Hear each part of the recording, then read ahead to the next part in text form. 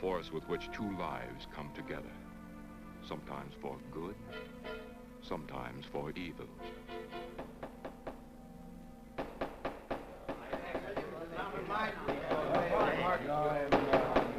I say, Williams is out of line on there. I'm definitely against it. Williams seems to forget we have our stockholders to answer to. Phone Mrs. Williams, Della. Tell her to be ready in about an hour and I'll pick her up. Yes, Mr. You phone San Rafael and see if those papers are on the way over from the executive. Yes, Will.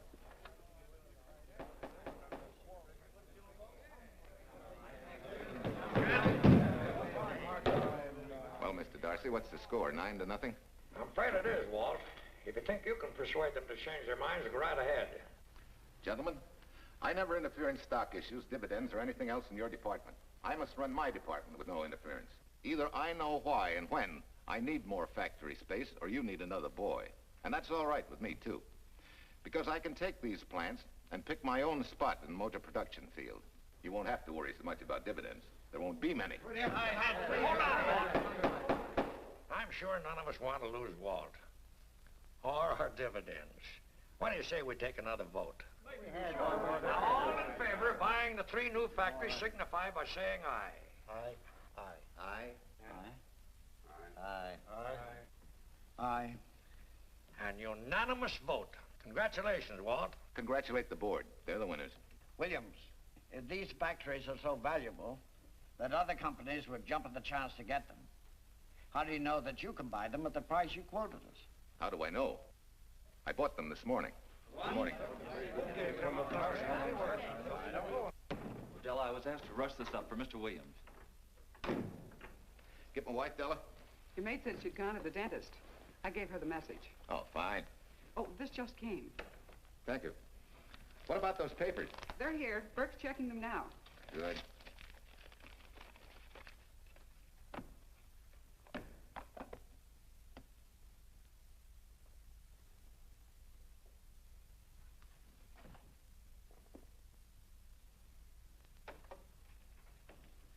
Congratulations, Walt. Take a look at Clause 4. Those provisions haven't been clarified yet. Oh, no? I wanted to leave for Tahoe right away. Get Judge Deering on the phone, will you? Never mind. I can get faster action if I run out to San Rafael myself and stick with him till they're right. Yeah? Mrs. Williams on 3. Oh, put the blueprints of that new diesel in, will you? I want Jackson to see him. Hi, Duchess. I'm afraid now we won't be able to leave till about 5 o'clock. What? You're not going with me, but I counted on it. But I thought as soon as Dr. Harris took care of whatever it was, I'd feel better. I don't. Stupid thing still aches, and I certainly wouldn't be a very desirable driving companion. No, seriously, darling, you run along and buy your little factories and hurry home. I'll send you back to the office. And cheat me out of my goodbye kiss? Not a chance. I've got to drive over to San Rafael. I'll stop on the way. Love me? Bye, dear.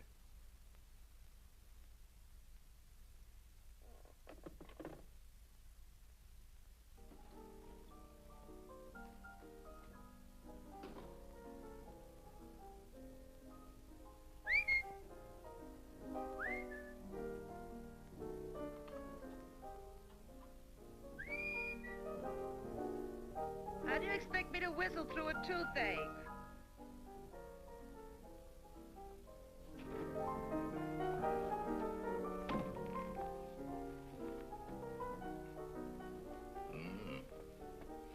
Nothing in the whole world smells as sweet as you do, Duchess.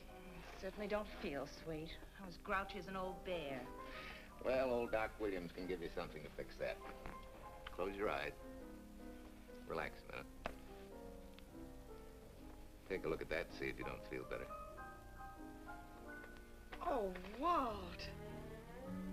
Oh, darling, it's beautiful.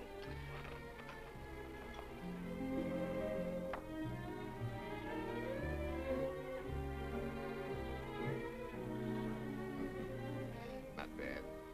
Not bad at all. You know, to quote my wife, I like monograms on things. It shows they belong to me, unquote. When did your wife say such a thing, Mr. Williams? About 6 years ago, when I married her. She gave me the first monogrammed shirts I ever owned. Those were the words on the card. I still have it. I certainly hope your board of directors never discovers what a softy you are. They won't, don't worry. I have only one vulnerable spot. What really happened this morning? All I got out of Della was that you stalked out of the office with blood in your eye and were back in no time with canary feathers in your mouth. Oh, I clipped those birds' wings, but short. No one's gonna vote me down, sweet. Not when I know I'm right. Mm-hmm. But how did you convince the board of that so quickly? With subtle hints and easy persuasion. Like this. Either I get what I want, or you get yourself another boy. And that's all right with me, too. Walter! What a clumsy ox. I'm sorry, Duchess. Oh, please, sweet, don't be so upset. Oh, if you could have seen your face. Oh, don't bother, dear. Sue Lynn will take care of that. Not exactly a good prescription for nerves, huh? You know, you're wrong, Dr. Williams. The way I feel now, a good catnap will probably make a new woman out of me. And if it's not going to make you too late... Yes? Well, I'm sure that by 5 o'clock I'll... Swell. I'll run over to San Rafael and get things ironed out and be back for you by 5. On the nose. Darling, wait. That's perfectly silly. I'll take a taxi cab and meet you in Sausalito. There's a drugstore on a corner opposite the square. I'll be there at 5 o'clock and we can go straight on up to Tahoe. That'll save you all that late afternoon traffic and all that time it'll take to come and pick me up. Smart woman, my wife. Thinks of everything. Where's your bag, honey? Oh, Sue Lynn still has some things to press for me. Sure you don't mind taking a taxi? Very sure. Sweet dreams, Duchess. See you at 5. I better get going. Bye, honey.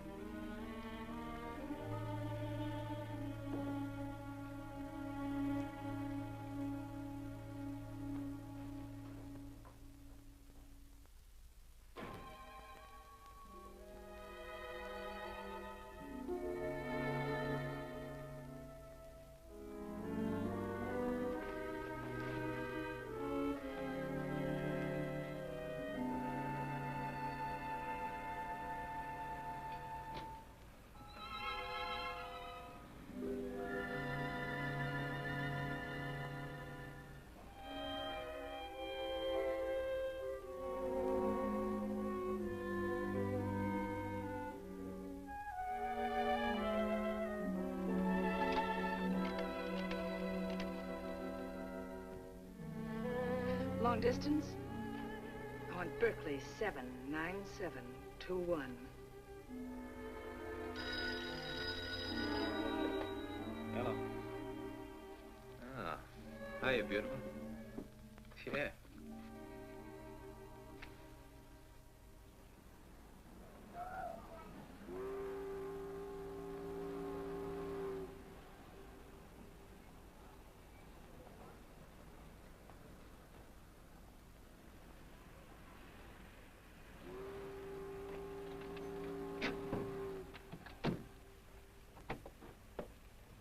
Here. Don't forget, turn this stuff over to a bellboy at the airport hotel in Oakland. Tell him to hold it for Jack Burns. Jack Burns, the airport hotel. That's right, I'll be checking in later. What do I owe you? $1.15 a here. All this stuff back to Oakland. Yeah, here. Buy yourself a new kit. Thanks.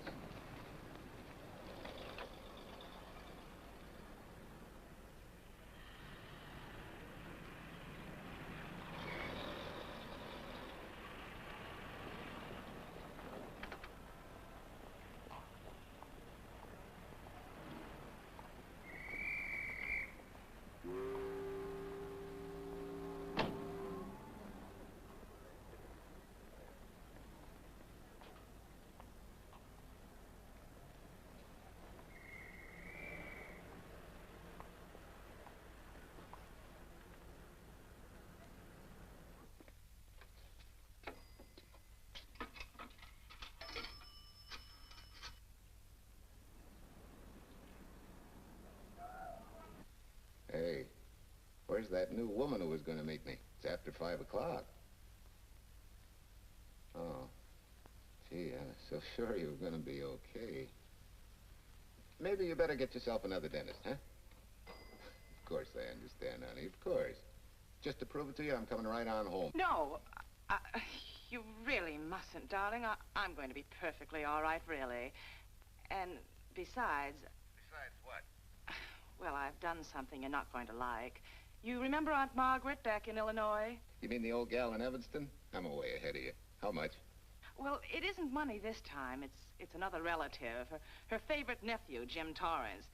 All of a sudden, right out of the blue, just after you left, he telephoned me from Berkeley. Okay, Judge, I'll see him when I get back. Well, you don't understand, dear. You're going to see him right away. I'm what? Well, all he seemed to want was to be able to get back to Illinois, so I... So you buy him a ticket. That's easy. Well, it isn't. I offered to, but he got huffy and said he didn't want any handouts, and... Well, without thinking, I told him we'd pick him up and give him a lift as far as Denver. I won't say I'm getting exactly an even trade for you, but where do I find this guy? Well, he should be there right now. I told him to be on the lookout for a cream-colored roadster, just in case we fail to recognize one another after all these years. Oh, darling, you're such a lamb. You sure you forgive me? What do you think? Well, I better run along or Cousin Jim might get nervous. Take it easy, sweet, and miss me, will you? I do already. Don't drive fast. And please take care of yourself. Softy. Goodbye.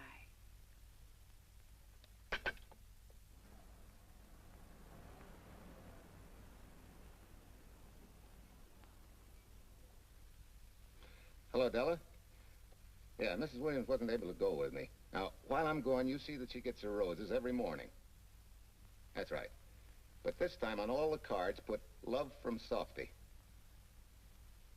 Yeah, S-O-F-T-Y.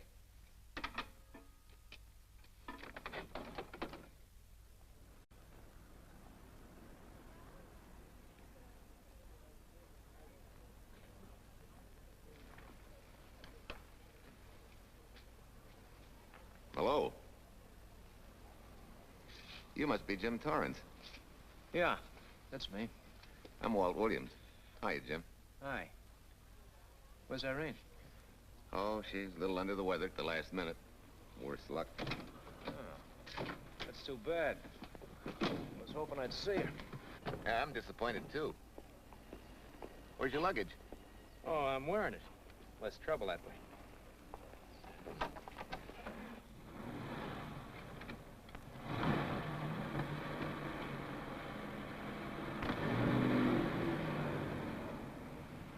Irene tells me you're heading for Illinois. Yeah. Going been a little rough, huh? Haven't exactly been worried about my income tax. What's your line, Jim? Oh, guess I'm a better salesman than anything else. You know, I can give you a couple of letters when you get back to Chicago. It might help you. It's fine. Little in with the top brass never hurts. What outfit were you with? Patton's Third Army. How was it? Rough. Except for the time in Italy. I kind of liked it there. Patton's outfit never got to Italy. Of course. But most civilians never know or care, and I figured you didn't either. Well, I fooled you that time.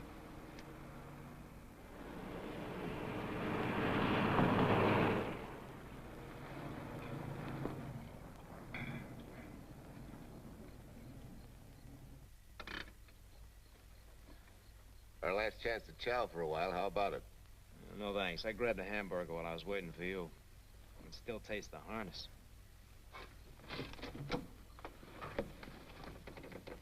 Sure you won't change your mind? No, I'm gonna grab a little shut-eye.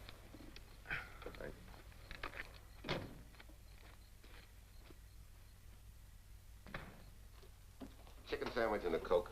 One chicken sandwich. Chicken sandwich coming up.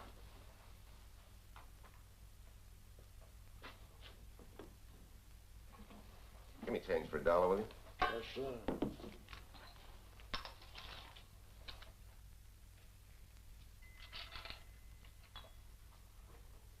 Thanks.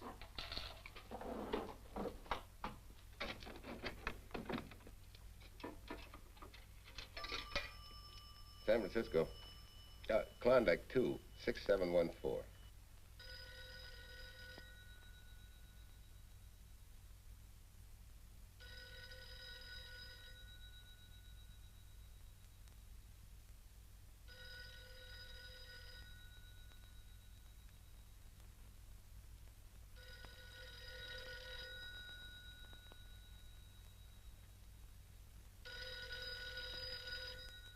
Klondike 26714 does not answer. Oh. Well, try Sutter 1, 2599, please. Bayview Apartments. Oh, yes, Mr. Williams. No, your maid isn't there tonight, sir. Well, she said Mrs. Williams was taking something to make her sleep and wasn't to be disturbed. But perhaps... No, don't disturb her. Just leave a message that I won't forget about a certain problem. Mm-hmm. I think I have it, sir. You want her to forget all about a certain problem. Softy, is that S-O-F-T-Y, sir? Softy is going to take care of it thoroughly. Is that all? Yes, that's all. She'll understand. Be sure she gets it the first thing in the morning. Right.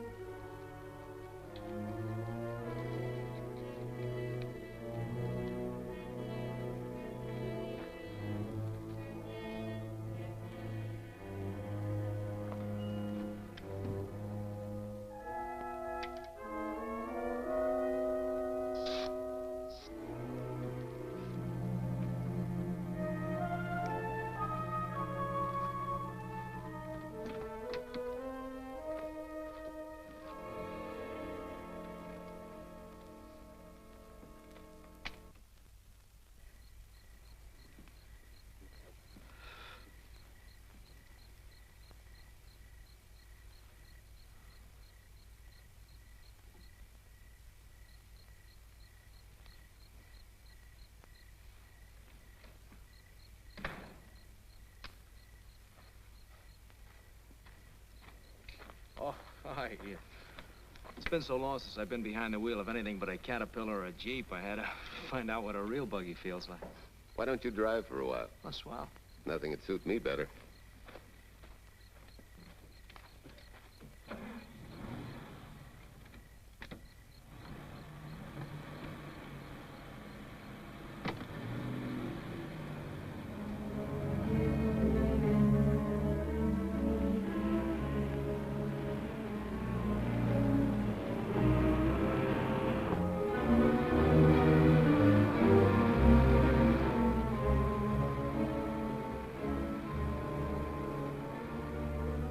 Tell me, Irene still got that little scar on her cheek? That one she got from the fall? Yeah. You can hardly see it now, though. How'd you know about that? She just got it last summer. Thought you said you hadn't seen her for years. Oh, from Aunt Margaret, of course. How else? She always sends me the news in her letters.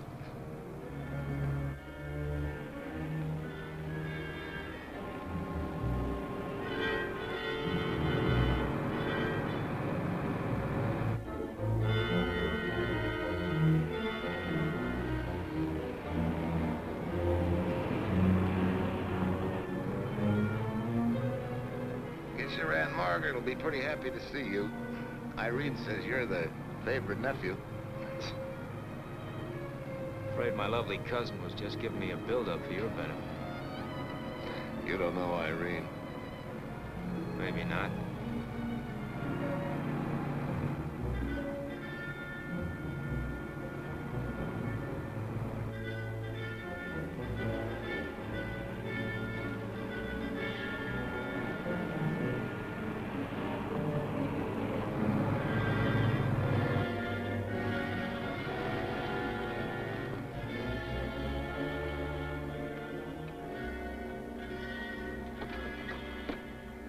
What's the matter? I think we got a flat.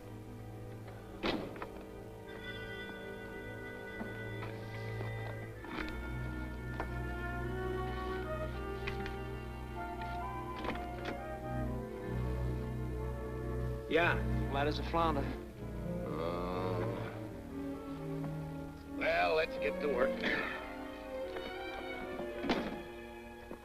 Hey, look out there, young fella. It's quite a drop.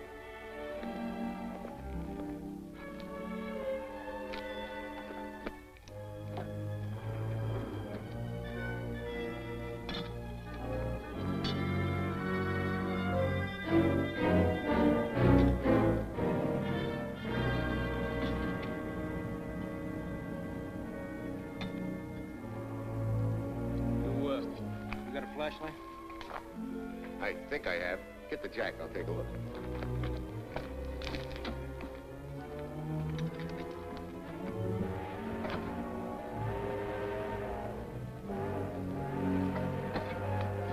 Did you find it? Yeah. Yeah, it won't be long now.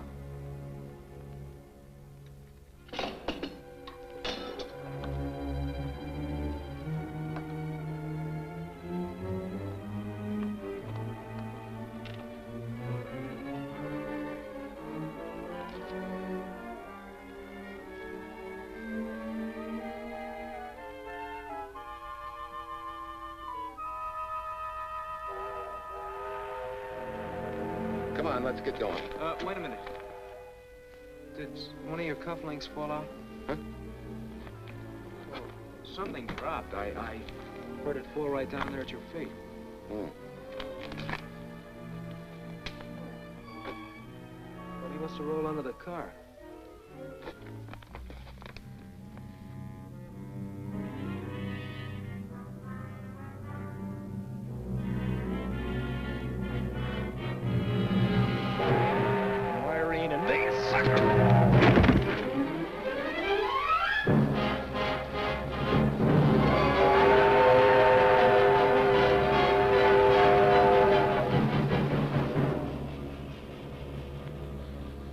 Hello?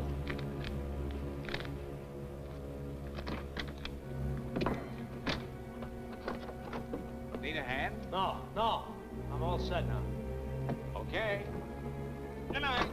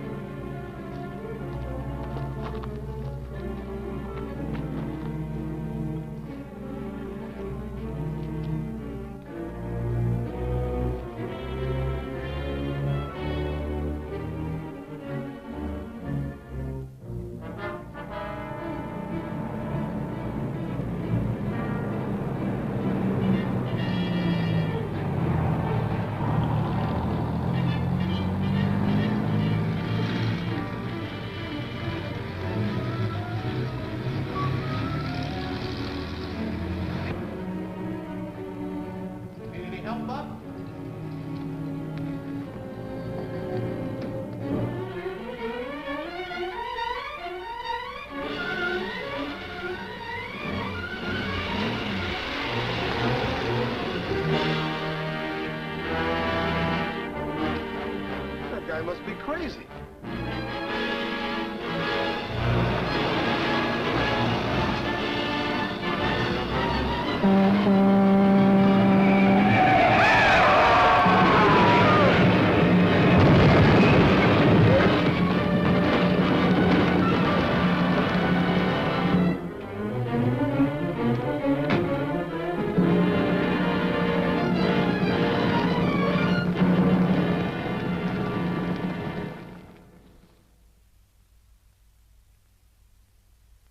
case my husband should be late and have to rush for his plane. This will be taken care of.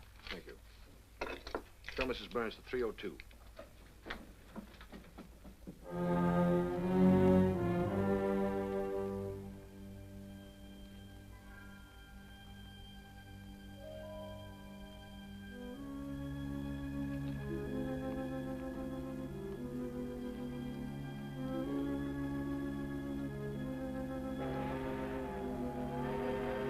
Irene and me, sucker. From Irene and me, sucker.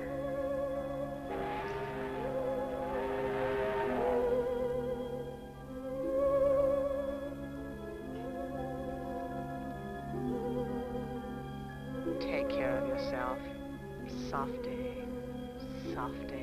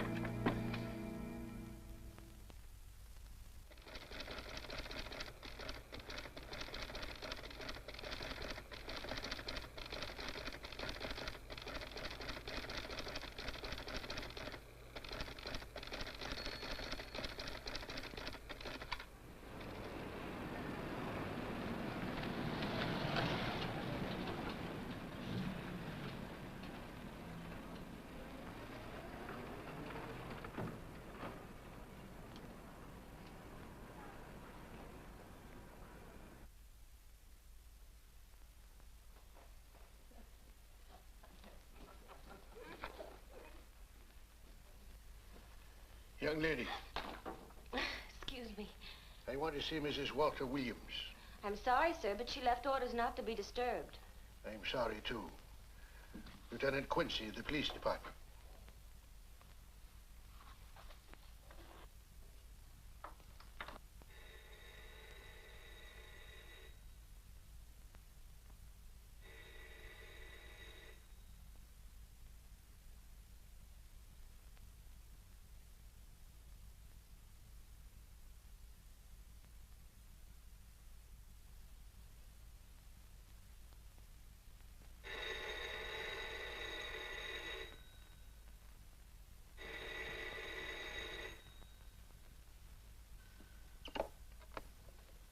Hello? I thought I left orders not to be Oh, I see. Ask him to come up, please.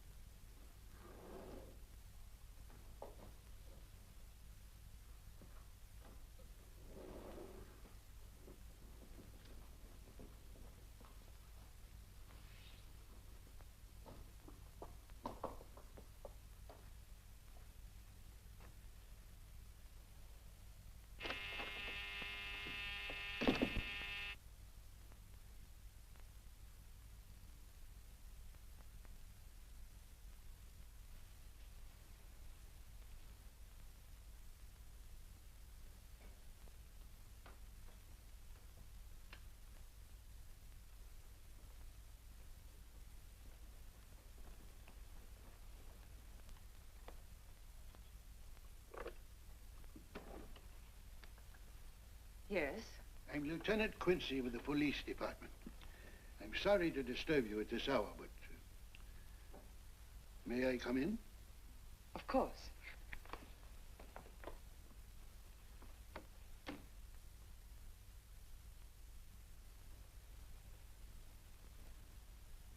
Well, Lieutenant?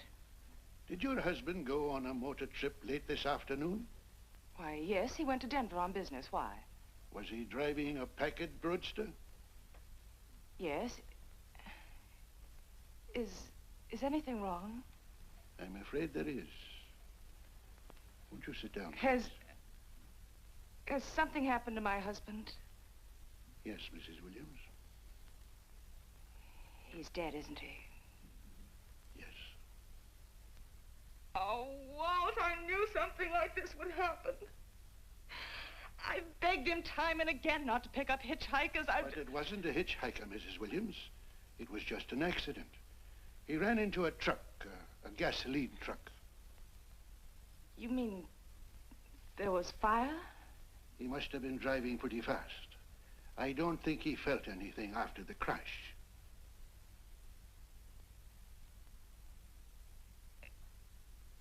If there's nothing more you need me for, Lieutenant, I think I understand.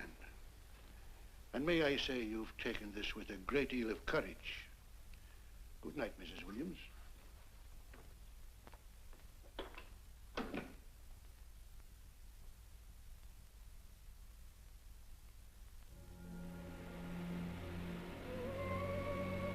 Take care of yourself. Softly. From Irene and me. Softly.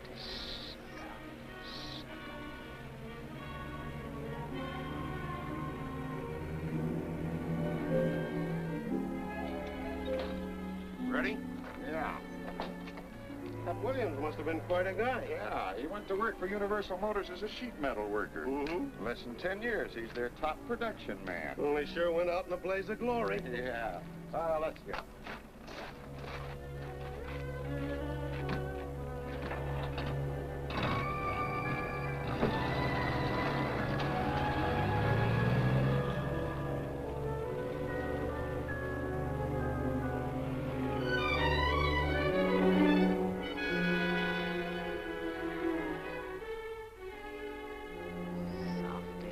From Irene and me. Sucker. Sucker. Sucker.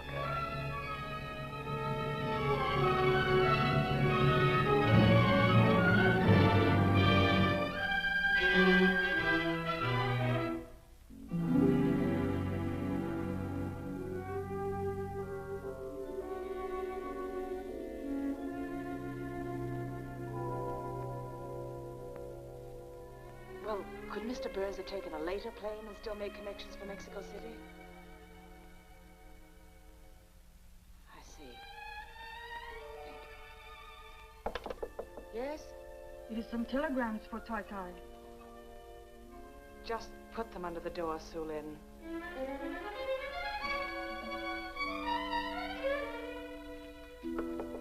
Please, Tai Tai, a policeman Quincy most anxious to see you. Ask him to wait, Su Lin.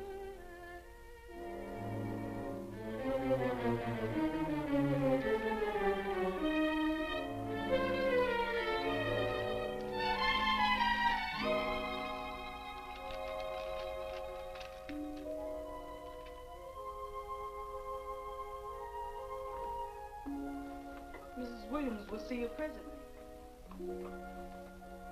Will wait, please?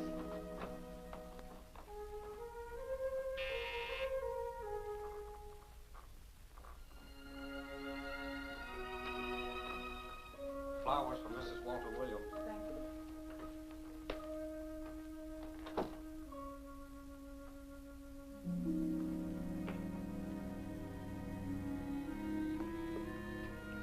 Roses like Mr. Williams always sending when he's away.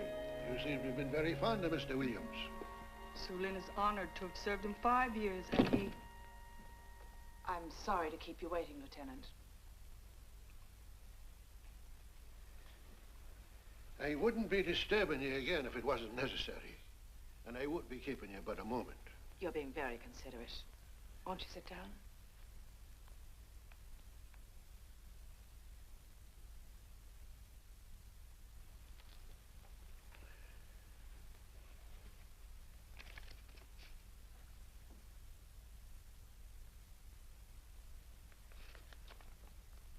Everyone's been most thoughtful. And why shouldn't they be? Forgive me. I'm all right now. What was it, Lieutenant? The state police would like to have some information. They found some wavy skid marks for quite a distance on the road, as if the car had been out of control when it crashed. Tell me, was Mr. Williams a reckless driver? Why, no. He was a fast driver, but certainly not reckless. Well, was he a heavy drinker? Quite the contrary. Well, what about his health? Could he have had a heart attack and lost consciousness before the accident? Why, no. He was in perfect health, but he'd been working much too hard lately and was overtired. Perhaps he fell asleep at the wheel last night. Oh, poor darling. If only I'd been able to go with him last night, he might still be alive. Well, maybe so and maybe not. You mustn't blame yourself, Mrs. Williams. Fate plays an important part in these matters. Your handkerchief.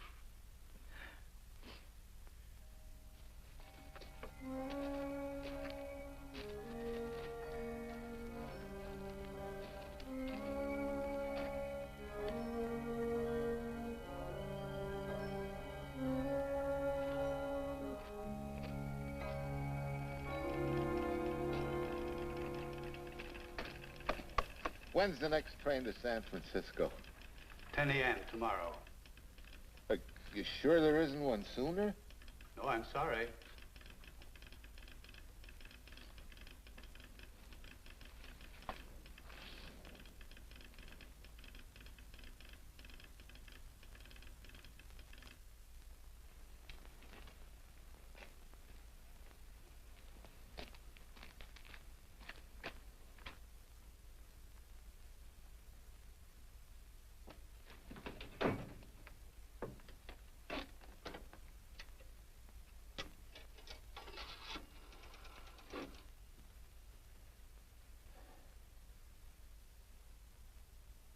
We have a circuit now, sir. Evanston. Calling Mrs. Margaret Hubbard's residence in Evanston. One moment, please.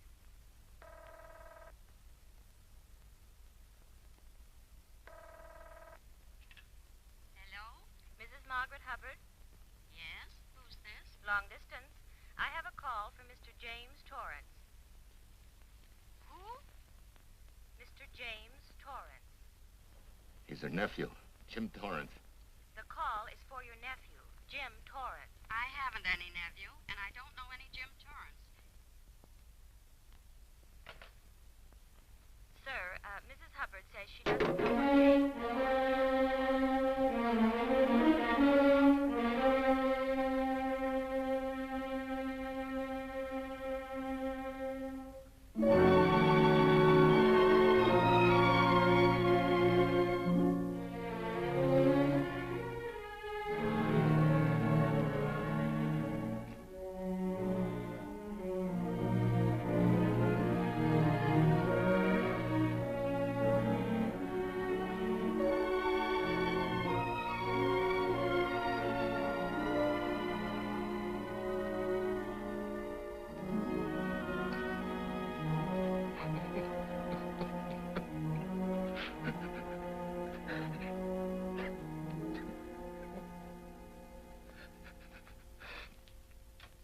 What's the matter, son? Looks like you need a doctor. Doctor? I can't leave the station, but old Doc Bender's just across the road there. Yeah. Doctor? Think you can make it? Yeah. I'll make it.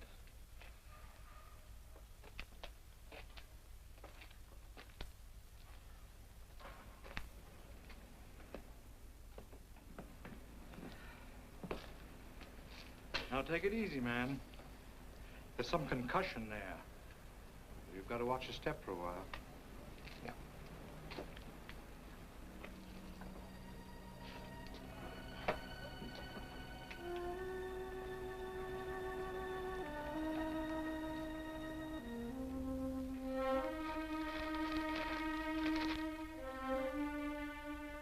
Walter Williams' beautiful widow, who by her own request sat alone in the family alcove during the service.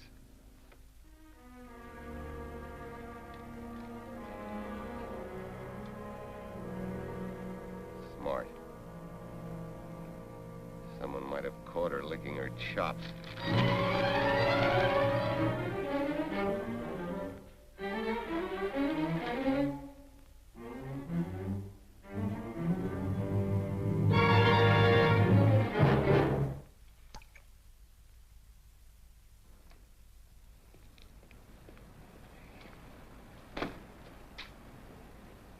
Hey, what's that?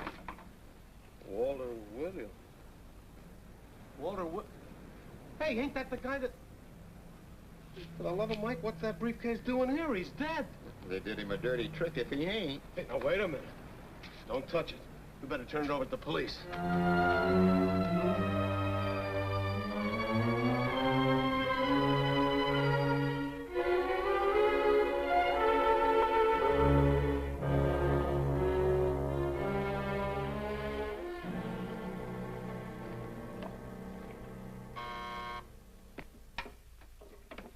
Homicide, Captain Callahan. Oh, yes, Chief. The Duke just came in from Washington. The fingerprints are those of a James Torrance. Yeah, I'm putting Quincy on it. Right. This sort of opens up a new can of peas on the Williams accident. There's the FBI reporting the guy. Playing with the lady's affection seems to come natural with him. All you got to do, Quincy, is find him. Yes, that's all I got to do. Last known whereabouts of Jim Torrance was in a moving van somewhere between Sacramento and Points East. Yeah, wait a minute. Last known address, care of his sister, Mrs. Joseph Rossetti. Irving Apartments, Berkeley. Well, what are you waiting for, Quincy? Let's go. Did Torrance leave any forwarding address? No, he said he was going to send it to me. Sorry to trouble you. Oh, Lieutenant, if you should happen to hear from him, will you let me know? There's an unpaid telephone bill and a bundle of laundry. Laundry? Let's have a look.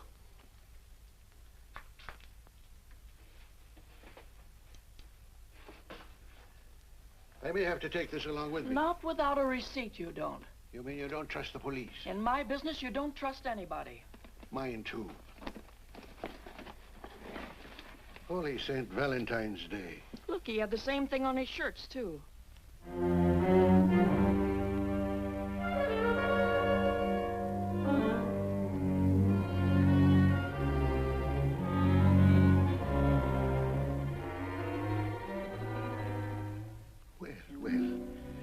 Romance in your late tenant's life. Did you ever see the lady? You know, I never did. But I always knew when she'd been here, the wonderful perfume. I lay you 10 to 1 she's a rich widow. Could be. Wait, I'll get you his telephone bill. Pretty fancy stuff for a hitchhiker. Yeah, but he's a pretty fancy hitchhiker.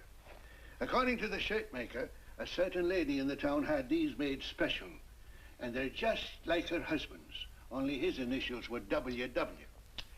Sort of smells, don't it, Cal? Now take a look at this little item that was also found in the laundry. I for Irene and W for... Well, it could be for Williams, too, couldn't it? Yeah. Homicide, Callahan speaking. Hello? Oh, hello, Fitz. Hello. What news? Oh? Any luck? Both days, huh? Swell. Have it typed up and sign it. This report of Fritz will be a nice little topper for this pile. His checkup shows calls from Torrance's phone to Williams's private number, and a flock of them going the other way, including one on the 7th and several on the 8th. The 8th, in case you've forgotten, is the date of Walt Williams' accidental death. Well, that ought to be enough to get an indictment out of the grand jury. Go pick her up. I'd like to play a long shot first. It might give us 2 for 1. Well, take 'em one at a time. A bird in the hand is not going to lead us to its mate. I'd like to give the lady a little more rope. Well, Thanks. I thought you'd agree.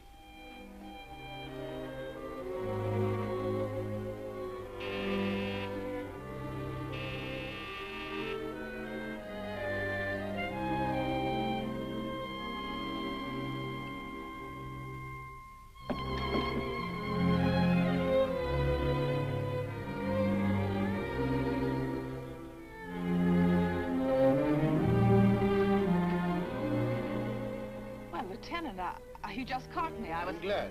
I have some rather startling news I thought you should know before it hits the headlines. Come in. Thank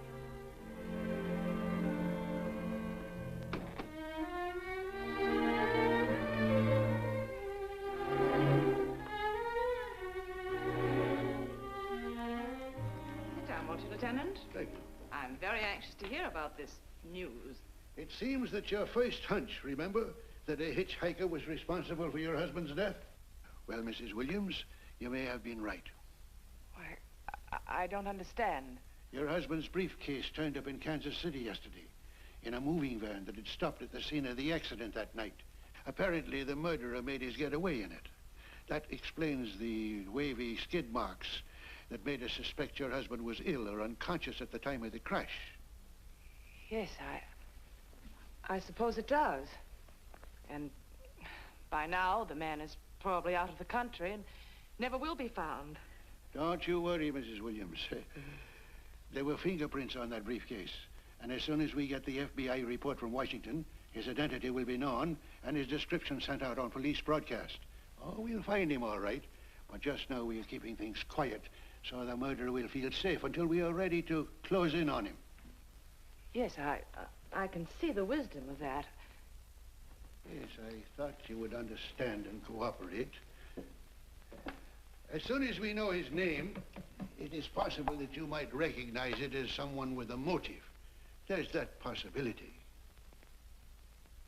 You know I'll do everything I can to help. I'm sure of it. Now I'll run along. You'll hear from me. I'll let myself out. Don't bother. And don't worry. Good day.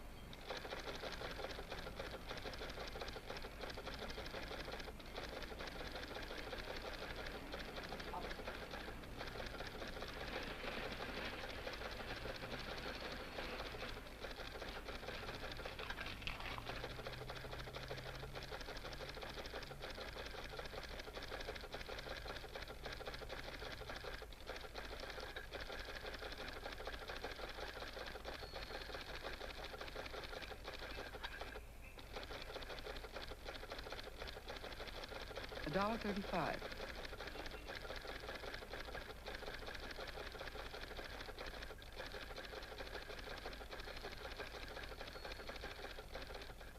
See, everything after the letter J in the first name has been obliterated by heavy writing over it. The only impress letters legible are those between words or before them, like RNS at the end of this name here, and the Hotel Santa here before the word Evanston. Well, Tom, don't you think it's about time you retired? Why, there isn't even evidence there of Mrs. Williams' intent to communicate with Torrance. And who do you think she beat a path to the telegraph office to wire to? The League of Decency? I'll tell you what I think, that you should have brought her in when I first told you to. By the time we get her now, she'll have figured out a way to tip Torrance off. He'd be that much tougher to find. Not unless she's tipped him off from your office. Ernie's got her on ice waiting for you.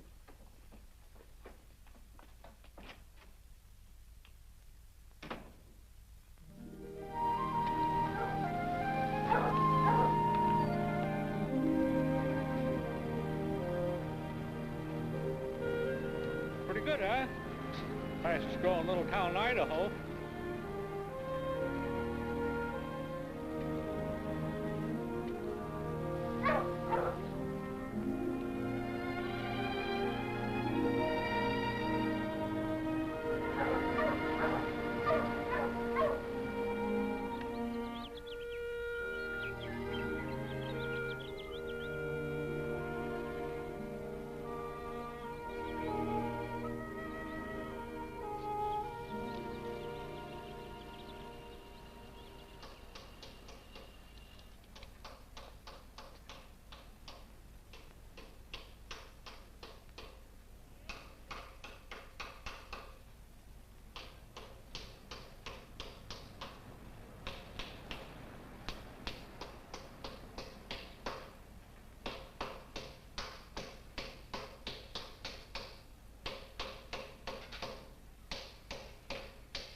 Have a heart, son. You trying to wreck that engine?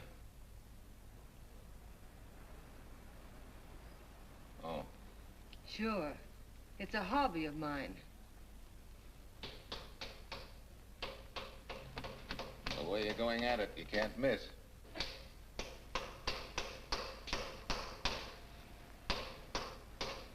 Here. I just can't let you ruin that beautiful motor. Start her up.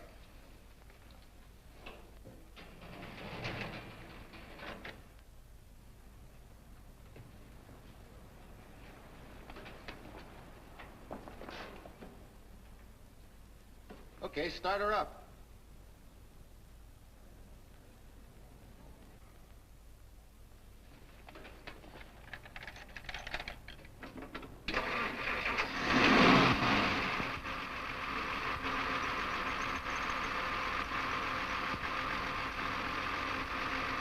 Shut her off.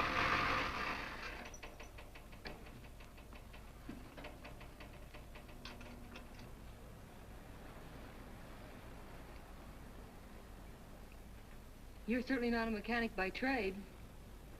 Hands like that. Maybe it's a hobby of mine.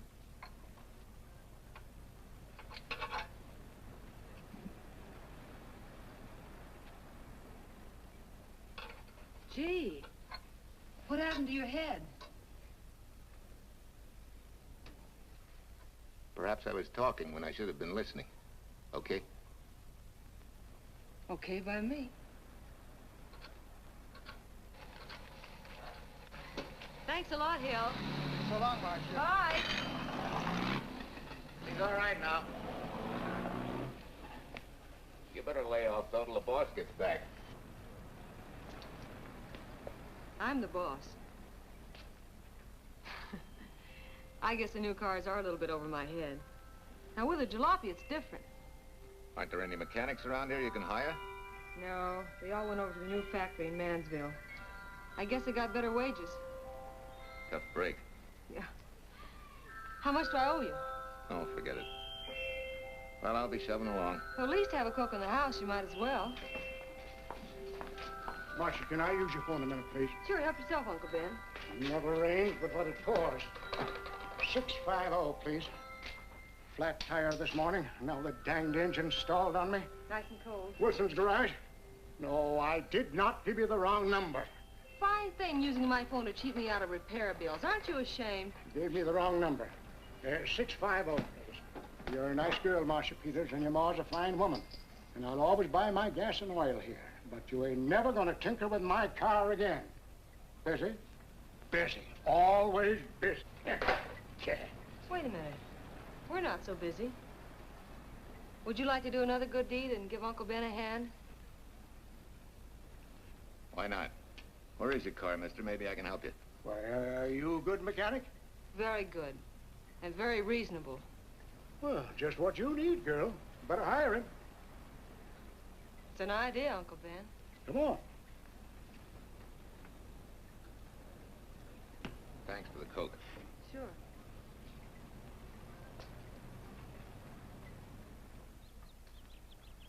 Well, I got Uncle Ben fixed up all right. Nothing but a sticky carburetor valve. Bye. I hope he paid you. What for? It only took a minute. You're certainly not money conscious, stranger. There. This is no kind of work for a girl. Well, somebody has to do it if I want to stay in business. And I want to.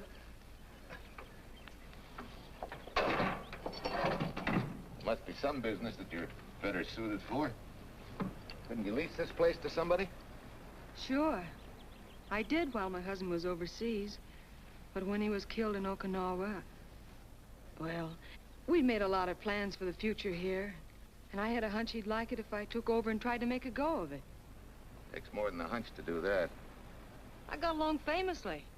Business has been fine until lately when the help got short. Could be again.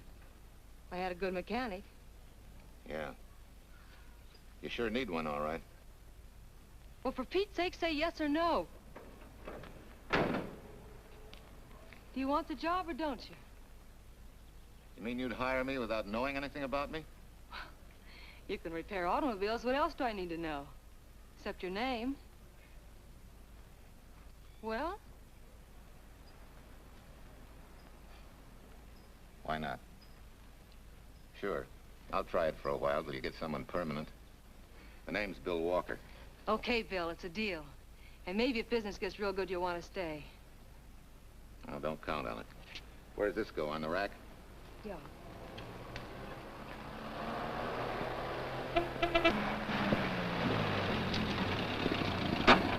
Marcia! Marcia! It happened!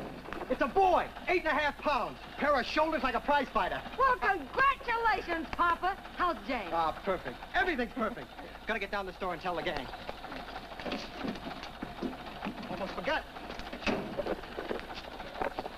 Oh, gee, thanks, Ed. I'm sorry, I won't have enough for the gang. Yippee!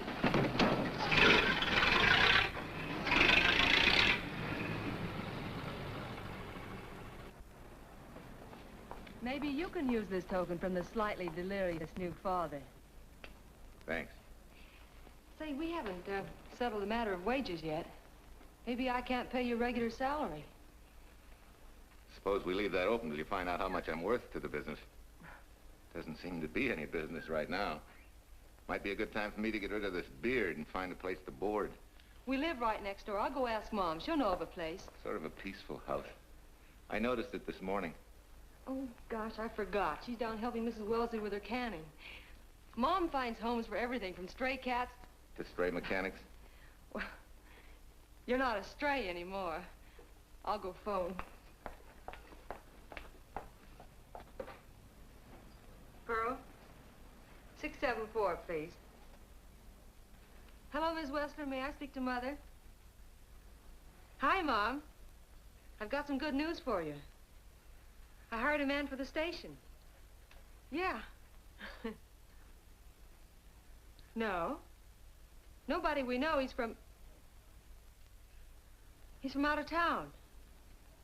Needs to place a board. You got a good one up your sleeve? Okay. Says she has to meet you first to come home for supper. Huh? And you like apple or cherry pie? Cherry. Cherry it is, Mom. See you later. Oh, now I gotta get rid of this. Hey, where's the nearest barber shop? The one and only, just up 2 blocks. Tell Judd you're working for me. When you get back, we'll close up and go home. Thanks.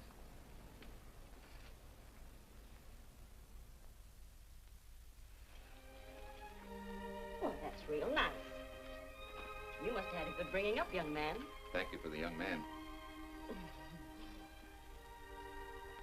We thank thee, O Lord, for thy bounty, and ask thy blessing on this food and on the new friend who shares it with us.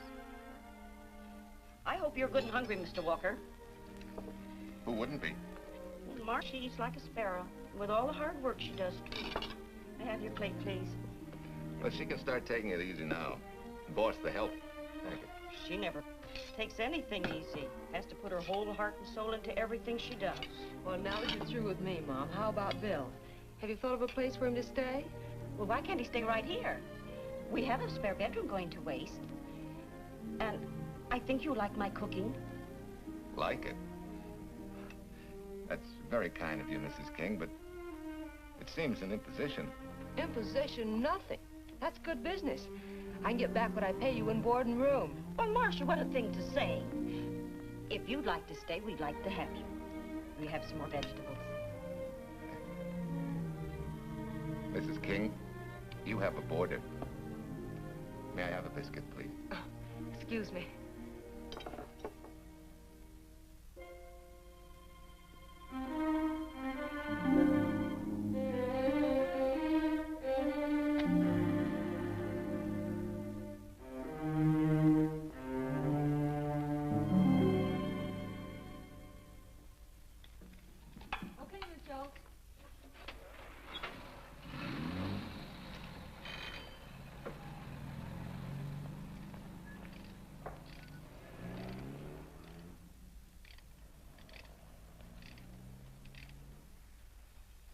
It's wonderful the way tools seem to come alive in your hands. You seem to sort of come alive, too. As though you got real pleasure out of working with them. I do. When you're doing a job with them, you can't think of anything else. Bill, if something's bothering you, why don't you get rid of it? What would you prescribe, doctor? Amputation. For that stupid chip on your shoulder.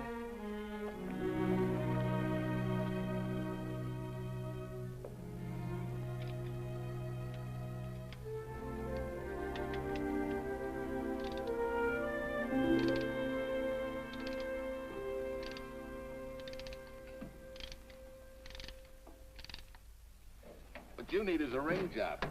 Save yourself some money. Gee, Bill, with the baby and everything, I just can't afford it now. Oh, we'll take care of that. Hey, boss. How's Ed's credit? Good enough for a ring job? Well, sure, if I can hold Junior as collateral. Oh, not a chance, fella. Never mind her. I'll do it on my own time. Oh, thanks, Bill. Maybe we'll see you tonight, huh?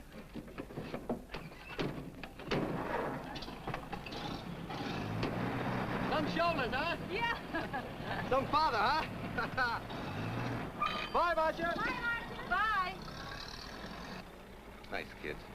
Hey, was Ed clowning about their being hard up? No. Things have been pretty tough for him ever since he got out of the service. Fix a car for him, Bill, and only charge him for the labor, okay? Then he gets it for free. I'd already figured on knocking that off. Say, we could make it an anniversary present. Anniversary of what? Junior's arrival, and mine, 3 months ago today. Time certainly flies. That was a lucky day when you came to MP service. Your work's been bringing in a lot of business. I'm glad of that. Hated to have fallen down on Mom and you. Say, look, boss, why don't we three celebrate tonight and go to the movies? Ed said he and Jane were going. Well, that lets Mom out. She'll be babysitting. I'd love to go, Bill. I haven't been in ages. Here's your opportunity. Go to work.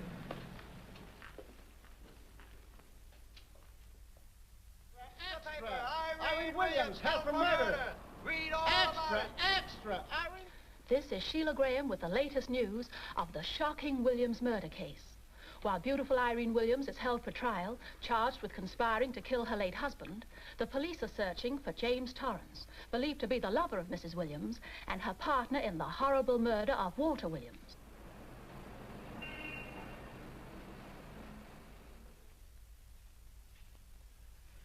If I'm handling your case, my dear Mrs. Williams, I want 1/3 of everything you get. You're out of your mind. You don't realize what I'll get as Walt's widow. Perhaps you don't realize the spot you're in. Torrance's fingerprints were found not only on your husband's briefcase, but, in a manner of speaking, on your reputation as well. There's a detective named Quincy, a very smart cookie. He isn't exactly for you. Frankly, Mr. Warner, I'm beginning to wonder if my attorney is for me. Underestimating the enemy's ammunition would scarcely be wise. Now, if we can get to trial before Torrance is found, they'll never get a conviction. But... But what? If he shows up, we may have to fry him. Oh, no. Let's not cross that bridge until we have to. But if it comes to a choice, we're not going to burn, are we?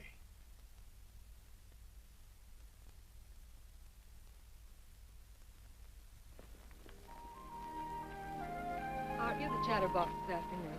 What about this afternoon? Oh, I'm sorry, boss. I guess it was wool gathering.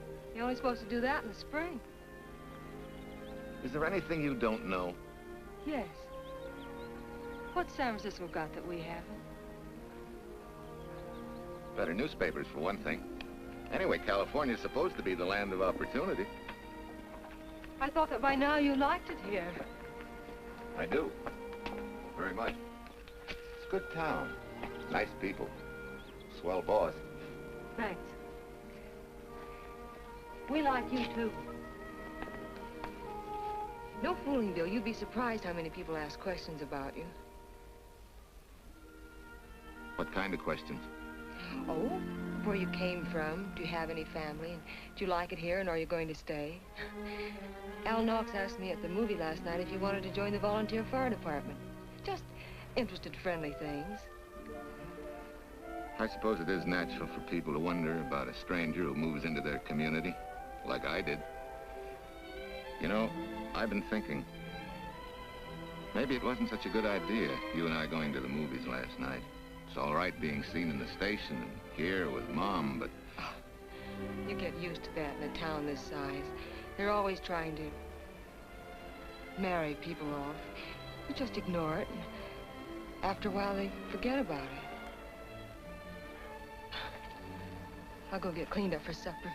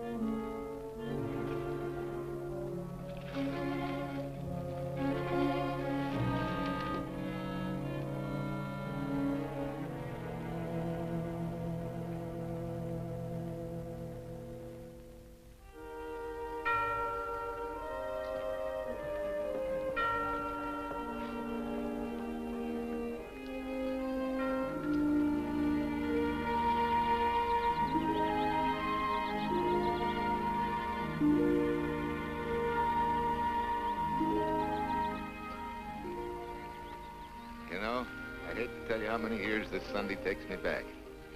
Did you always fall asleep during the sermon? I wasn't asleep, Mrs. Peters. I merely closed my eyes to concentrate. Oh, so that's what you call it. I had to nudge you to stop you from nodding. Quiet. You're disturbing my reminiscent mood. Even smells the same. Could be the same bees buzzing in the same clover. As they say, you can take the boy out of the country, but... A rolling stone gathers no moss. It has to stop rolling sometime, doesn't it, Bill? Sometime, maybe. We grow a very becoming shade of moss here in Larkspur. Don't you think? You grow a lot of nice things here. Anyone in particular? You'll have to skip the answer to that one. Someone tore it out of the book. You're married, aren't you, Bill? Yep. That's right. You must have loved her very much to have been hurt so deeply. To be so afraid of someone, even yourself. Maybe it's better that way. Then no one gets hurt. Bitterness and hatred hurt everyone. Can't you see, Bill? They're like a wall that shuts out all the sunshine from a garden and lets everything wither. Make room in your heart for something else, can't you? I guess this is my day for sermons. Sorry. As Mom would say, you never get rich minding the other fellow's business. Hey, that's a flyer. I'll be seeing you.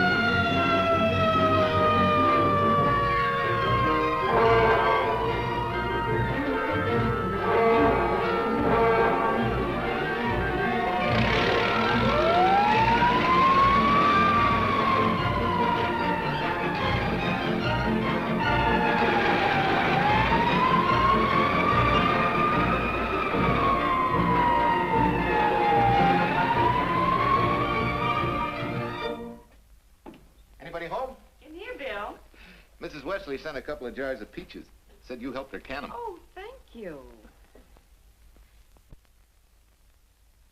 When I delivered the doc's car, he insisted that I have a bite with him. Where's the boss? Took a book back to the library for me. Huh? What a day. Hey, what's the idea? Are you darning my socks? Well, I thought a drawer full of holy ones isn't doing you much good. I found it when I put fresh papers in your bureau yesterday. You have a heap of things that need mending, haven't you, son? Does Marcia know? Do you think I'd tell her? This is your problem, Bill. Because I found out about it doesn't give me the right to tell anyone else, not even Marcia. When you trust folks, you trust them, and you give them a chance to work out things the way that seems right to them. How can one little woman be so big? Don't forget, it's a lot easier to be tolerant and understanding at 50 than it is at 25. Yeah, Mom. I'm going next door for a while. Grandma Thompson's ill.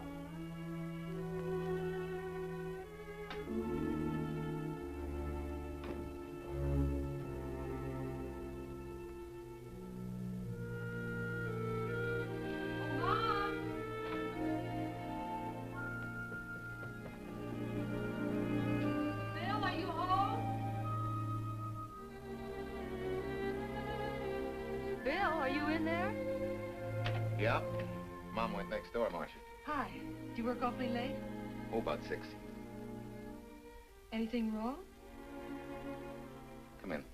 I want to tell you something. I'm checking out. Has something happened? No, just... I'm doing what I should have done a long time ago. Moving along. But why, Bill? My name isn't even Bill. There isn't any Bill Walker. I'm Walter Williams. The late Walter Williams. Walter Williams? I don't understand. You may not even after I've told you, but at least you'll know the whole story. Sit down, please.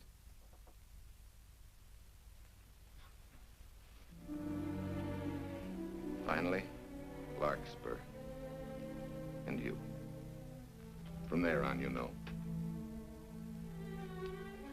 I'm glad you're going back to make things right. Going back? Wild horses couldn't drag me back. What are you going to do about your wife? Nothing. You're going to let her go to trial for murder? Oh, no, Bill. Why not? She tried to kill me, she and her cousin. But they didn't. Who says they didn't? Let them try and prove it. No matter what your wife did, she can't be tried for something that didn't happen. Oh, Bill, can't you see? You bet I can see. She deserves everything she's getting. Sorry part of it is they'll never convict her. No, Bill. The sorry part is you're not big enough to take a hard jolt to your pride and to your ego. Sure.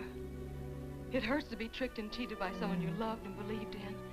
But that doesn't give you the right to take justice into your own hands, to trample on the hearts of others and walk out on life. Life.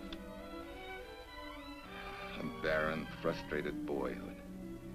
A marriage to a woman who accepted my love, yet despised me so thoroughly she resorted to murder. I'll never think of our moments together without nausea. I feel stripped bare, degraded.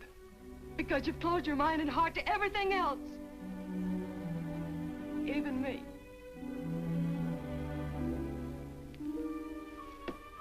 Oh, Bill, please. Don't destroy the one chance we have for happiness. We haven't got a chance. Doing the right thing never works out. I know. In this world, you turn the other cheek and you get hit with a lug wrench. Forgive me, boss. Try and forgive me.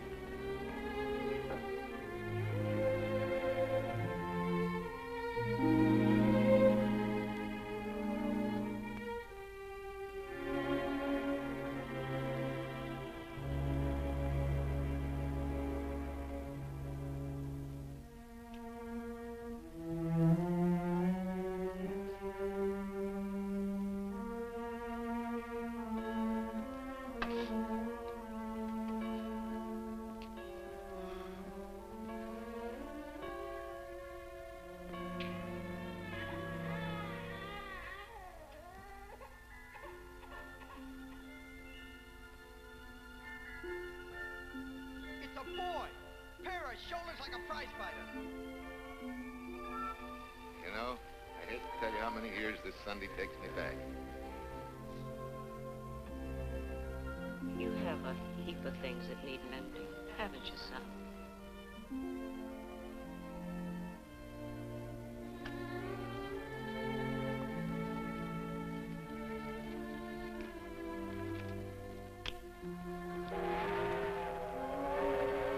Take care of yourself.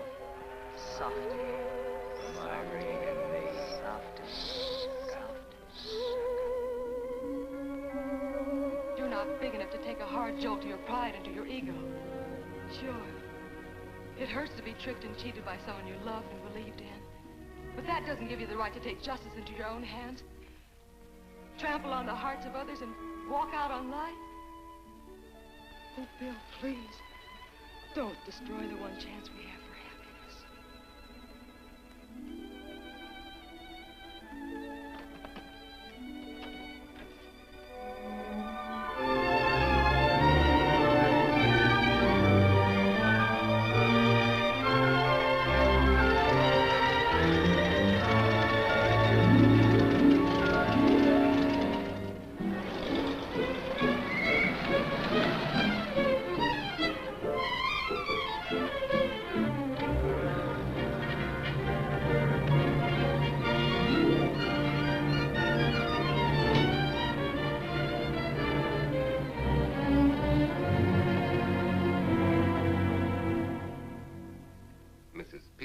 Enough to come along to substantiate at least the Larkspur portion of what I've told you.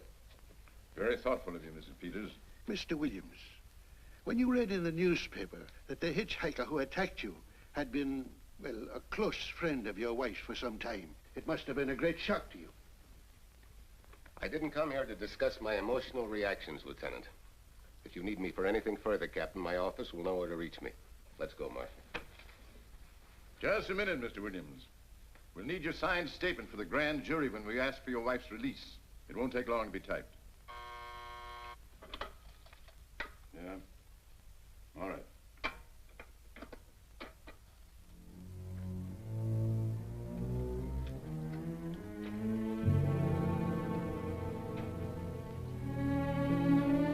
Come in.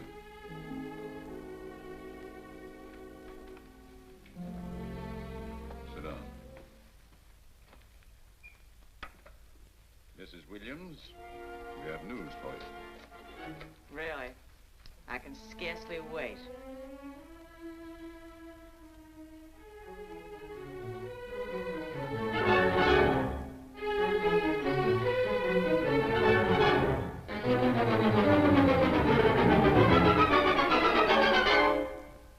It seems it was Torrance who was in the car when it crashed. Jim? Dead?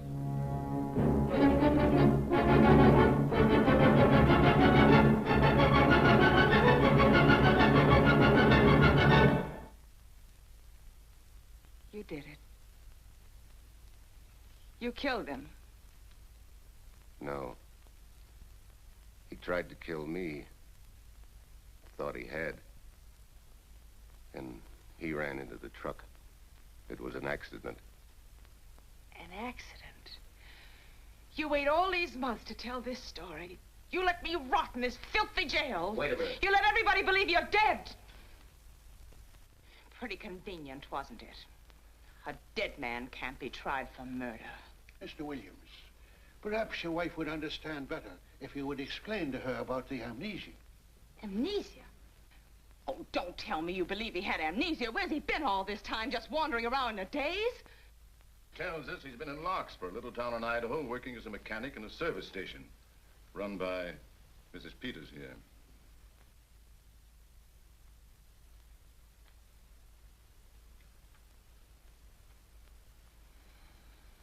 I understand perfectly. Now that my chance for happiness is dead, I suppose you'll demand the divorce I begged you to give me so that I could marry Jim. That's fantastic. Yes, isn't it? After you telling us that the man you picked up was a perfect stranger. Well, that's not true. The time and place for meeting Jim had all been arranged. I must advise you, there's a law that a wife can't testify against her husband. There's a law against murder, too, but that didn't stop him, and nothing's going to stop me until I'm through. It's all right with me, Captain. Go on. Talk your head off.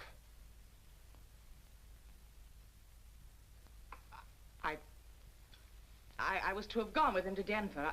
He insisted on it, although I was quite ill. Several hours before we were to leave, he came home. There was a violent scene. He threatened to kill me unless I agreed to give up Jim. And I wish he had. This is incredible. Not one word that she has said is true. Then you have nothing to worry about. Mrs. Williams, was there a witness to the threats you mentioned? No. Unless the maid overheard. She was in the apartment. In fact, she picked up the pieces of the vase that he threw at me. Where's she now? I don't know. She left me suddenly after all this began. Please, could the questions wait?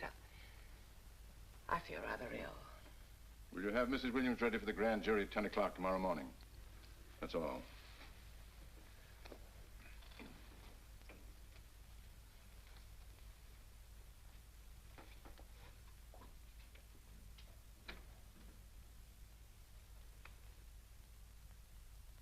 We're going to hold you too, Williams. On what charge? Suspicion of murder.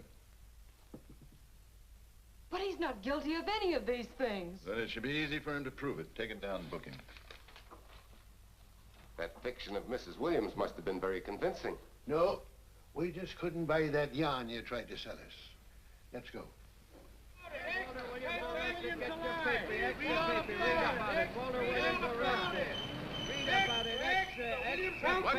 What's the wife freed and murder charge? Extra, get your paper. Walter Williams charged with murdering wife's lover. Extra, get your paper. Irene Williams goes free.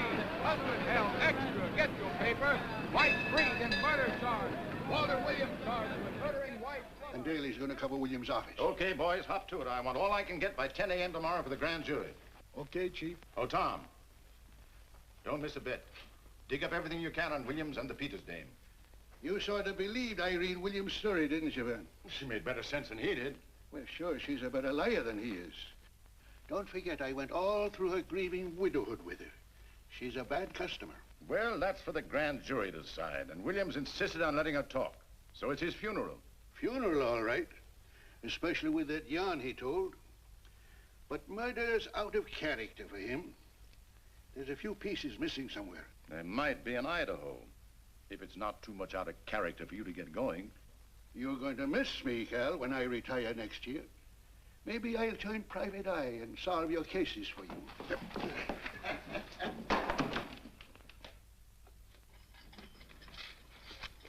Hi, Williams.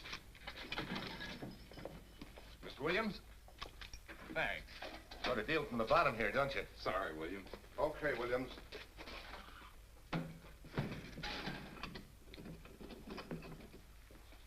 Well, not very good news, judging from your faces.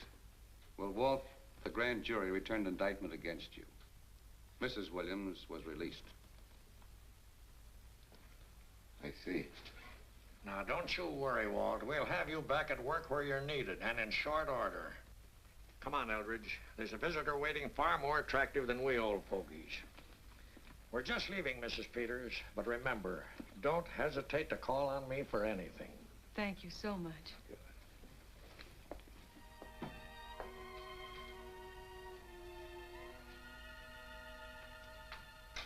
Hi, boss. Bill, what have I done to you? If it weren't for me, you wouldn't be here. If it weren't for you, I wouldn't be. I came back here because I wanted to believe in the things you do. I still do, no matter what happens. Will you do something for me? Go back home, where I know you'll be taken care of. Not a chance. You'll have to think up a better reason than that to get rid of me. I'm a big girl now. I've just been to Larkspur, Williams, where I found these newspaper clippings. Of course, some of them are 3 months old, but you seem to treasure them, so I brought them along. So? I don't think they exactly substantiate your claim of amnesia. As if you were interested in substantiating any claim of mine. Now, let's get one thing straight. Most people, when they get in a jam, think the police are only interested in the prosecution. Our job is to get the facts, the truth. And the truth never hurt anyone but the fellow that lied. Unless he was a beautiful woman. Oh, quit kidding yourself, Williams. You made the boner. I had no more to do with Torrance's death than you did. And out of the whole population of Northern California, you just happened to pick up a hitchhiker who happened to be your wife's boyfriend. Ah, have a heart, Williams. I suppose you'll tell the truth when you take the stand, but you better have some mighty conclusive proof if you expect the jury to believe it. Wait, Lieutenant. Bill, we all know you're not guilty, but we're going to need help to prove it, and need it badly. Lieutenant Quincy can't take sides, but if we're right, he has to be on ours. And I have a hunch he wants to be. Why don't you tell him the whole story? All of it. Please. I'd like to. Quincy, very much. Guess I should have told the whole truth in the first place. But I wanted to clean this mess up with as little scandal as possible.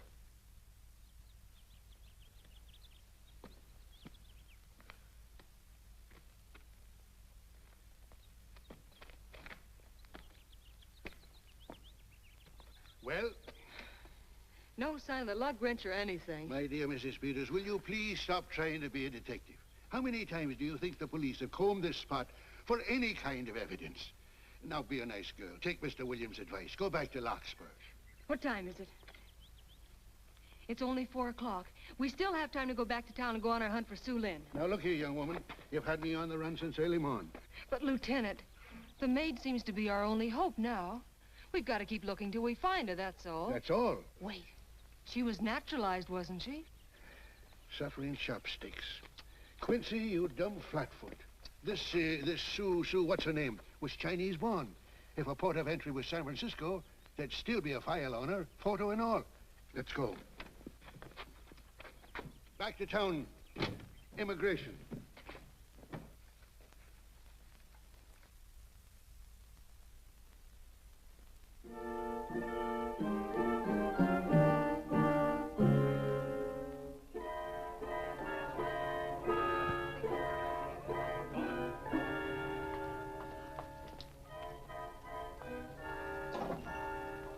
counsel has given us the right lead.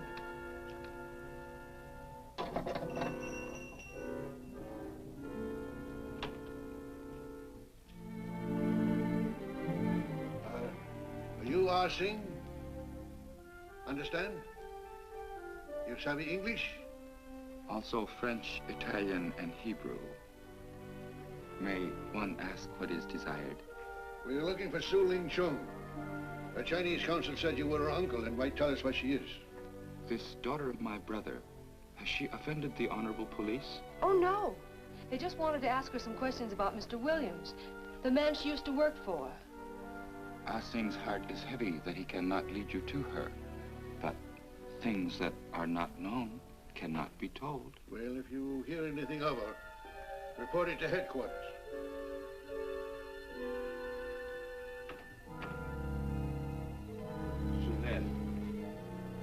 Untruth is not good for soul, and not wisdom when told to policemen.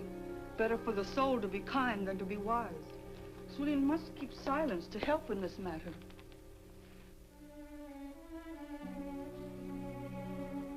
You know, you're quite a gal. In case I haven't told you lately. You're just too easily pleased, that's all. There must be a way out. Why can't we find it? Oh, buck up, boys. Tomorrow's another day. Yesterday you go to trial. Bill, I'm afraid. And the state intends to prove, beyond any reasonable doubt, that the defendant, Walter Williams, did, with malice aforethought, kill the deceased James Torrance, whom he knew to be his wife's lover. And that with his victim dead beside him, he drove his car into the course of an oncoming truck, jumping clear himself some seconds prior to the crash. And subsequently, he made his getaway in the back of a loaded furniture van.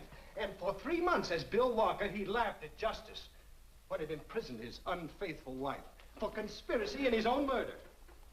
But then he decided that being dead cramped his style. He thought he could eat his cake and have it too. So he returned, most anxious to explain his long absence and to right the dreadful mistake that had imprisoned his wife for 3 months. Ladies and gentlemen, it was a cold-blooded, premeditated murder and must be punished to the fullest extent of the law. Call the first witness, please. Captain Callahan, did Walter Williams tell you what suddenly cured his amnesia after 3 months? No, he did not. But he did tell you the man that struck the blow which caused the amnesia was a total stranger, a hitchhiker he had picked up.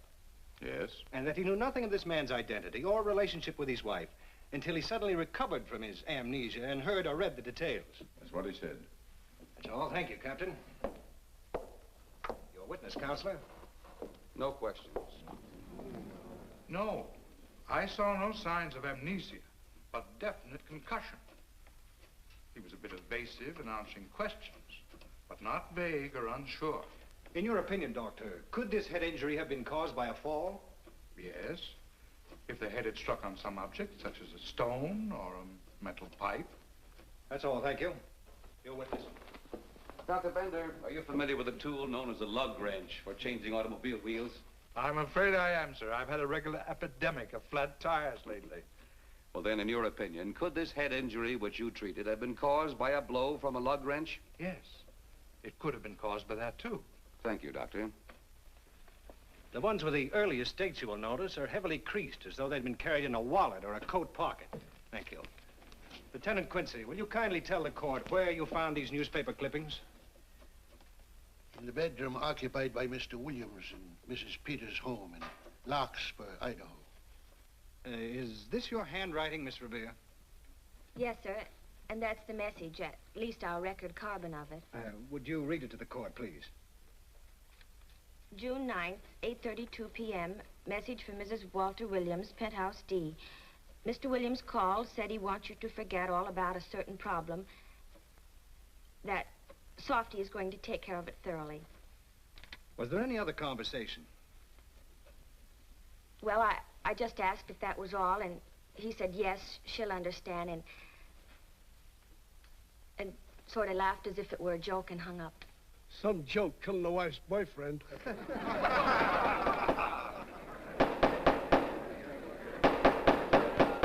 is the state versus Walter Williams. All the around so far have gone to the prosecution, and it was a grim-faced Williams who was returned to his cell this afternoon. What the score will be after he takes the stand is anybody's guess, but he's going to need some lucky punches to get a decision. And though Torrance struck with intent to kill, after telling you this is from Irene and me, sucker, you still telephoned Illinois to find out if there was a cousin Jim. You are hard to convince, aren't you, Mr. Williams?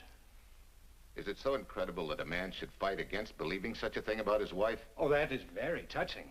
From a husband who planned a trip on which he intended to destroy his wife and did kill her lover. That's a lie. Your Honor, I object to the conclusions drawn by the prosecutor and move that it be stricken from the records. But, Your Honor, there is a corpus delicti, remember, who was your wife's lover.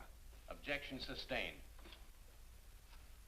There's also her own story, which in front of witnesses you insisted she tell. And then we have your own two different stories from your own lips. One featuring a perfectly strange hitchhiker, the second an equally strange cousin Jim, without a questionable substantiation for either bit of fiction.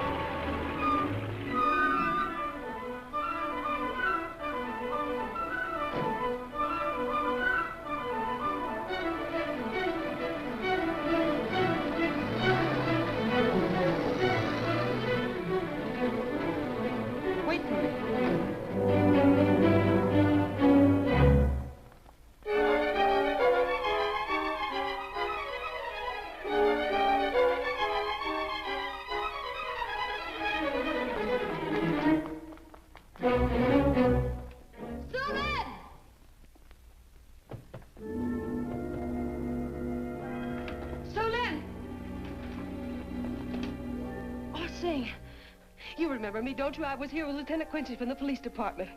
I just followed Sulin up the stairs. I saw her come in here. You must be mistaken. I'm not mistaken. She's here. I must see her. Ah, Sing, don't you understand? It's to save a man from prison, even from death. I will send her to you.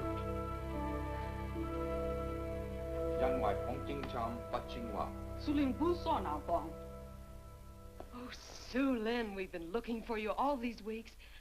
Mr. Williams needs your help so desperately. I cannot help. You must forget that you found Sulin. Forget it? But you're his only witness. You're the only one that can help. Not as a witness. Only with silence can I repay his great kindness to me and my family in China. Why? For I heard other things. That most unhappy day, from Mrs. Williams' bedroom, his voice very loud and angry. A flower vase broken to pieces. He can explain all that. They do not believe what he's already told. That I heard anything would do harm. Don't you see?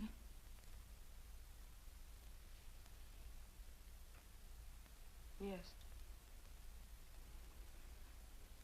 Much sorrow comes from women who know not honor and truth. And Mrs. Williams, she was not true even to that Torrance man. What made you say that? That night when he was killed, her sickness was but wall of falsehood, behind which she could go secretly to a meeting place. You mean she went out that night? Sulin, are you sure? Yes, because next morning in her bedroom I found street shoes that had been worn. Her coat on the closet floor, with the sleeves turned inside out, as though removed hurriedly. And in one pocket, a door key to some hotel. Sue Lynn, that's it. Proof that she and Torrance had planned to meet that night after he killed Mr. Williams. What hotel was it? Oh, I don't remember. The key. What did you do with it? Returned to coat pocket. Come on. We'll get to Lieutenant Quincy. He'll know what to do. And pray, Sue Lynn, every step of the way.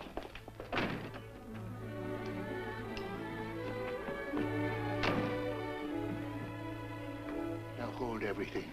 Even if this long shot don't work out, we'll just keep on pitching.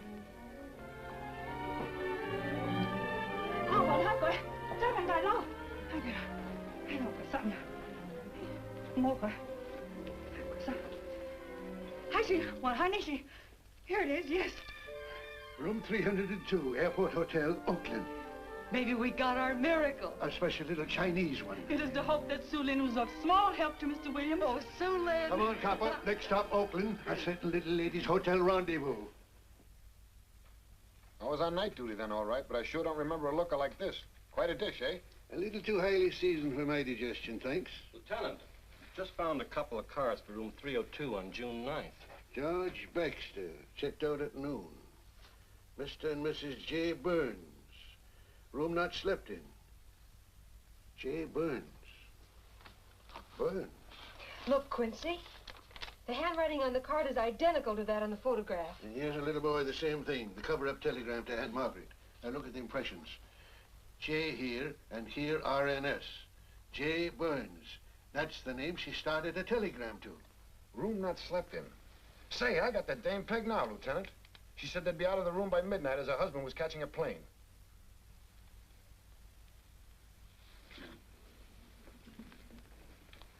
But Quincy... Reservation for Sam Andrews. Yes, sir. This ties it all up, doesn't it? Yeah, like a greased pig.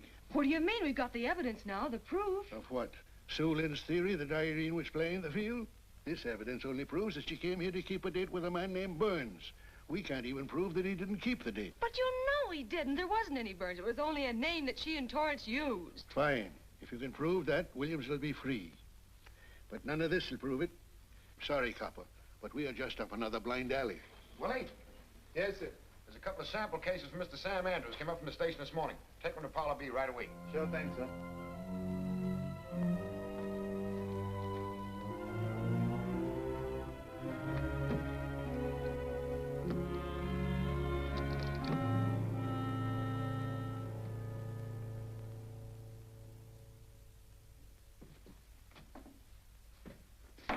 Be seated.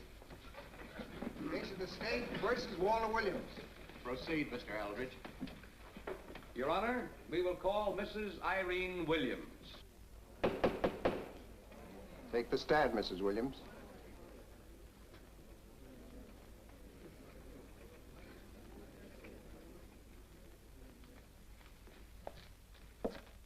Raise your right hand.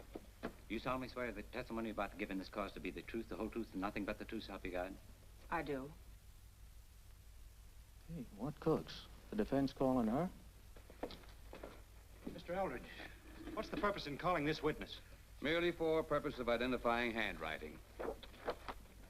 Now, Mrs. Williams, this photograph of you... Was stolen from my apartment. So, according to the inscription, to Walt, my adoring and adored husband, Irene, this belongs to Mr. Williams. This is your handwriting, isn't it? Of course. I'm touched that he should have wanted it so badly. And this telegram, addressed to Mrs. Margaret Hubbard. Is that also your handwriting? It is.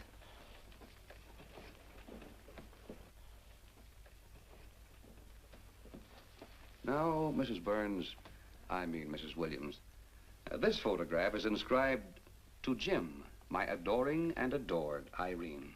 Did you write this too? I see no point in all this. Merely answer counsel's questions. Did you write it? I did. And these letters addressed to Mr. James Torrance, did you write them? Yes.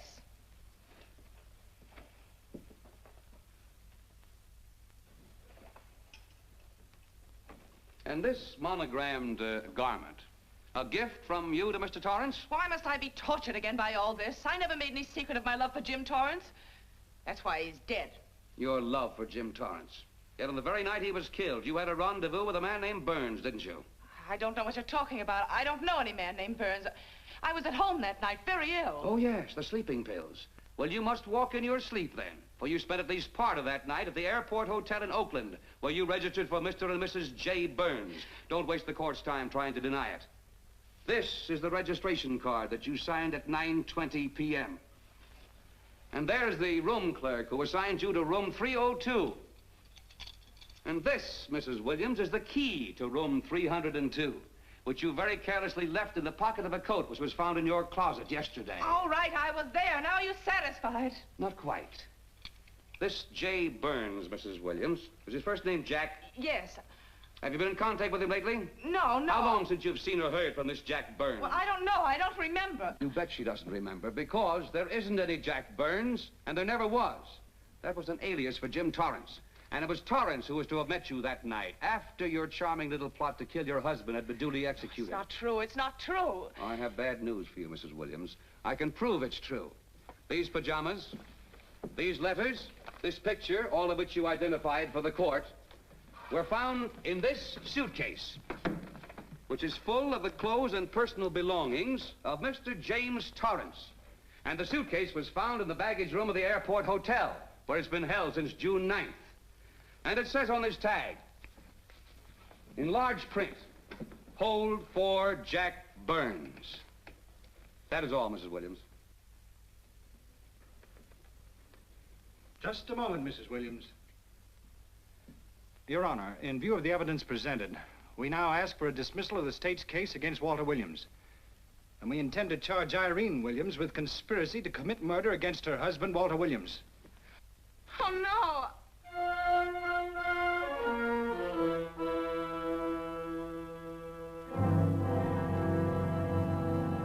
The case against Walter Williams dismissed.